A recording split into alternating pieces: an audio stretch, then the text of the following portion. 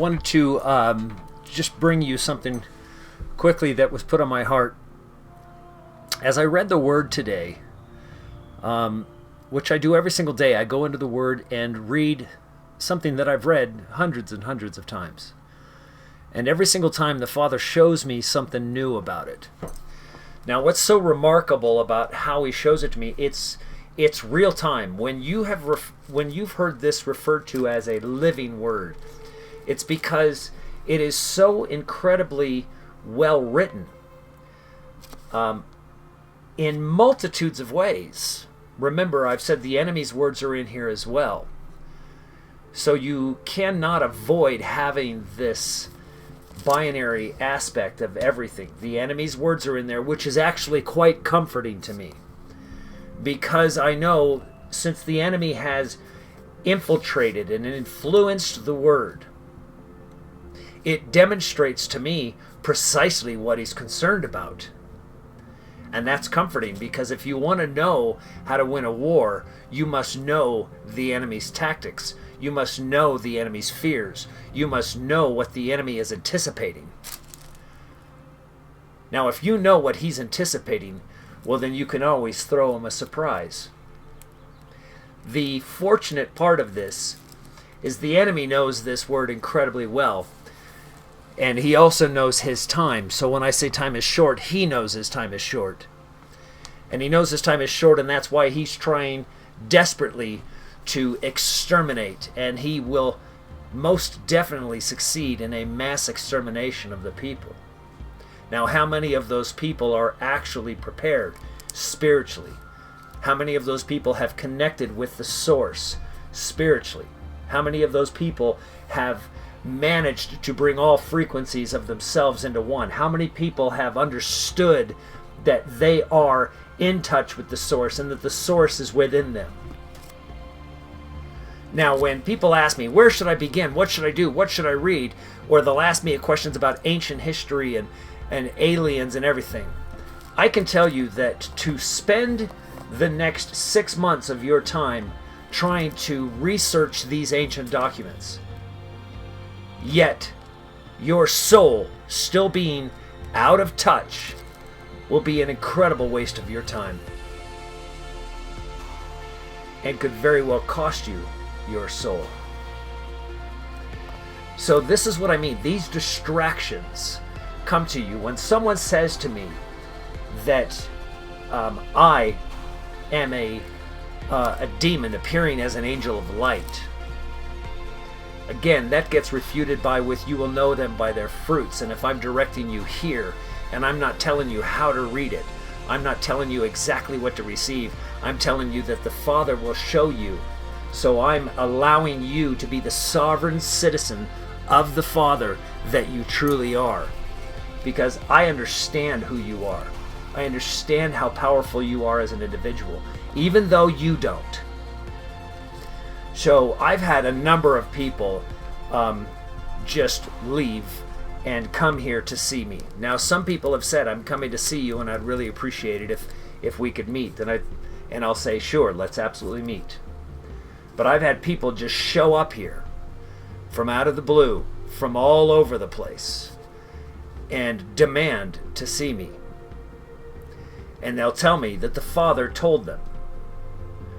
Now, this is the exact description of how an angel will appear as an angel of light, but is truly a wolf in sheep's clothing.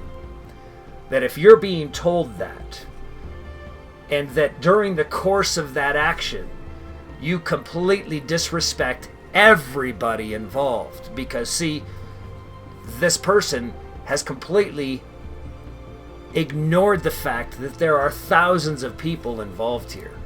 Many, many thousands of people. And it's all about a me factor. Well, I and me. This is truly disturbing. So when I say understand the attributes of the Father is always going to be pointing you at the all. And He'll show you something for yourself that is going to be serving the all. He is never going to say, ignore everybody. Ignore them all. This is all about you. That will never be his MO. Believe me. Everything about the Father, Mother, everything about the source, everything is about all of us. Every single one of us. So when you're listening, understand the enemy is also penetrating. So the evidence also with these people that show up and demand me to spend, in some cases, days with them. It is incredibly concerning because immediately when I say I will not, the reaction is demonic. They instantly hate me, despise me, curse me, call me awful names. And that's evidence to me, obviously, that they weren't coming on behalf of the Father. So the hedge of protection that I'm continuously praying being surrounded me is very palpable. And the protection is very strong, and he's given me eyes to see what I need to see. But I want to read to you a scripture here, and this is from Luke. And it's about interpreting the times that we are in. He also said to the crowds, "When you see a cloud rising in the west, you say at once, 'A shower is coming.' And so it happens. And when you see the south wind blowing, you say there will be scorching heat.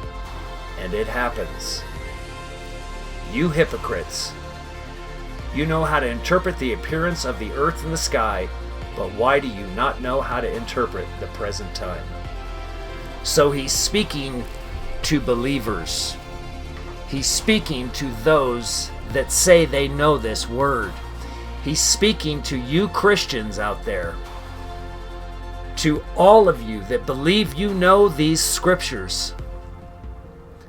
And saying, how is it that you completely ignore what's been said? You cannot see these times. We've told you over and over again. So the hypocrisy is that the Christian community right now will tell you, don't worry about anything. Just keep putting money in the bucket. That's all you need to know. If your church isn't telling you to prepare for very troubling times, and they are not preparing your soul, they are not preparing your spirit, they are not preparing you with the riches of the kingdom within you so that you can withstand these things, they have left you on the freeway with no engine. Now, that might sound like a funny term, and I pull that from one of my very good friends, Cuba. So he's said that many times when I actually left him on the freeway with no engine one time. So I just want to be able to impress upon you to not be fearful of what's coming. Be vigilant in preparing yourself for what is coming. It's not about stressing about, oh my gosh, what am I going to do? Am I going to prepare for food? Am I going to prepare for these things? Where am I going to store this? Where am I going to live? What am I going to do? How do I get out of the monetary system? None of those things will be revealed to you until you have fixed this. None of them. Because you will never understand what the Father needs you to know. You will never have the strength to accomplish what you need to accomplish without being in touch. You must get in touch with the source. You must get in touch with Father. You must be in touch and know yourself. Know thyself. Know who you are. Nothing else is important. Know that you are from the Father. Know that everybody is your brother and sister. Treat them with love and respect.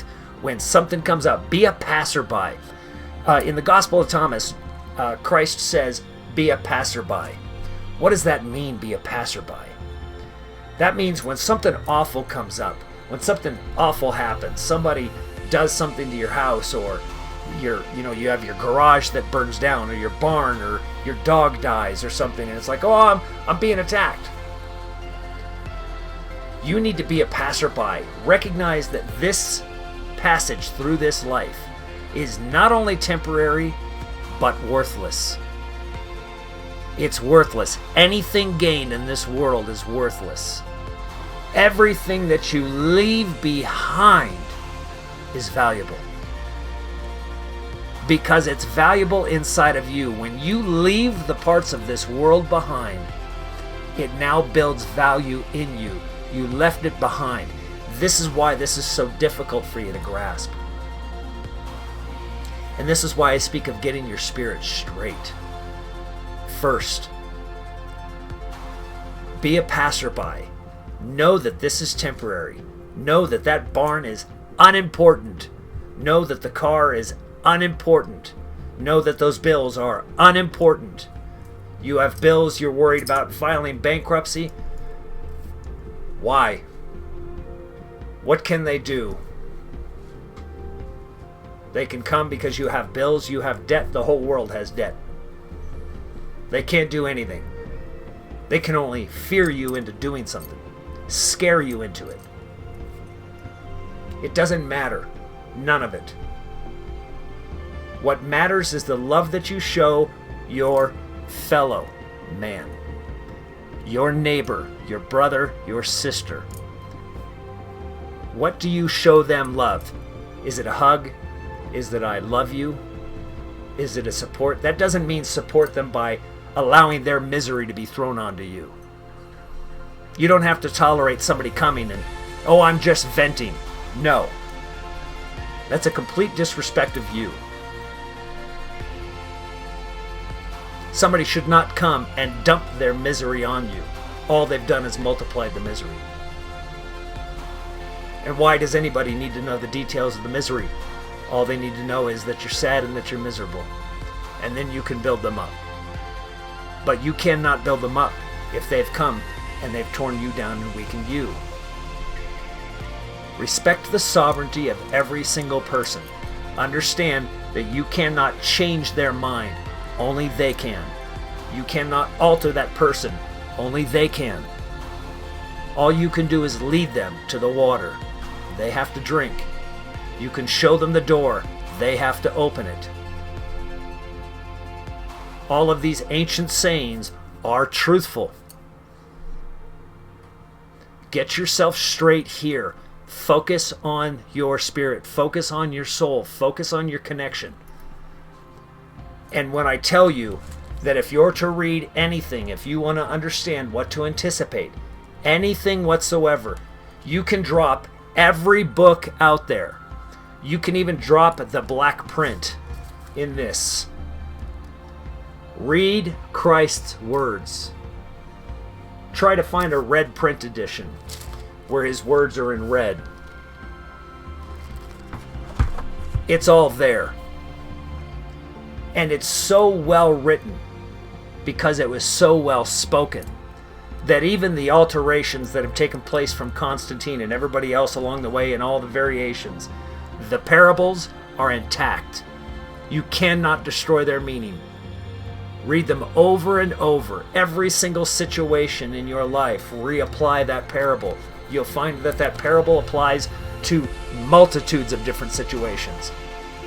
It is pure wisdom. It is astonishingly genius. He's called the Master because the Master spoke it, the Master wrote it, and the Master maintains it. Truly, truly, I say to you, there isn't one word that he speaks that you should not know. Not one. Know them with everything you have. All of the things that are coming upon this world, you will see coming from the cosmos. It will terrify you if your soul is not intact. I love you very much. I'm going to have a blog talk radio tonight. I may have some others join me. I may have Steve join me. I may have some others. But I just want to have a candid conversation about the New World Order.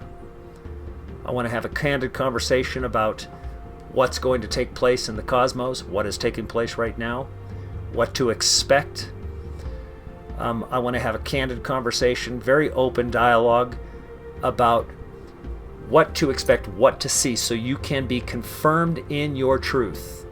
That when these things happen, you know that I said them, you know that they were written, and you will have no doubt. All of these things will simply confirm the faith that you're standing on. I love you very much, and I'll speak to you soon.